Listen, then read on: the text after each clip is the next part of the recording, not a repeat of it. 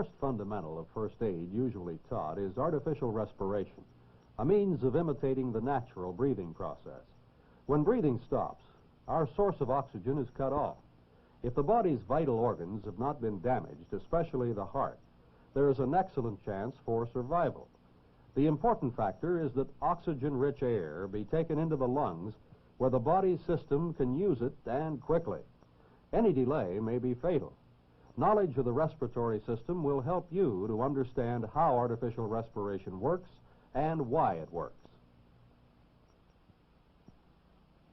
The respiratory system is made up of three basic parts: the air passage, consisting of the nose, throat, and windpipe;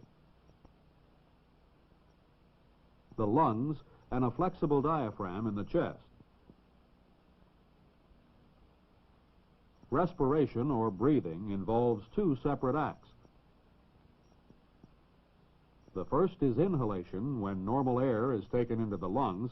The second is exhalation, when used air is forced out. At the lower end of the throat, the air passes through the trachea, or windpipe, an opening that leads to the lungs. The second opening behind the windpipe leads to the stomach. This is the esophagus, or food pipe.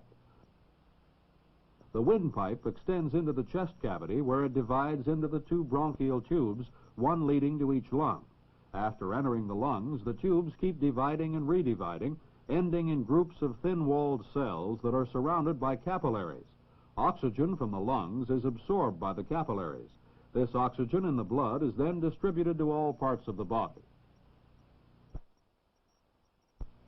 At the same time, carbon dioxide, a waste product of the body, is carried by the blood back to the lungs and released into the air within the cells.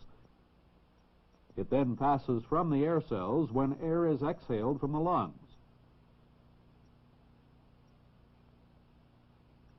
During inhalation, muscles in the chest expand the rib cage and the diaphragm flattens, thereby increasing the capacity of the chest. This creates a slight vacuum. Air then rushes into the lungs to fill this vacuum.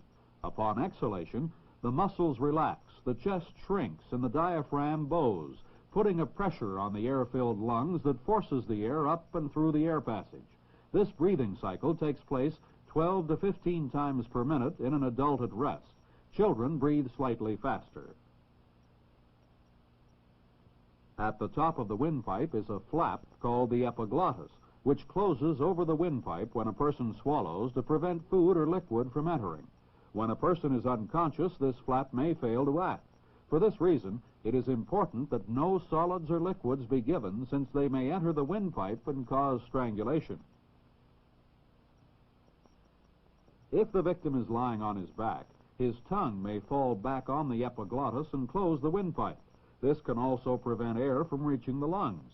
Therefore, always see that the tongue is pulled forward and the chin extended when a person is unconscious or when breathing is difficult.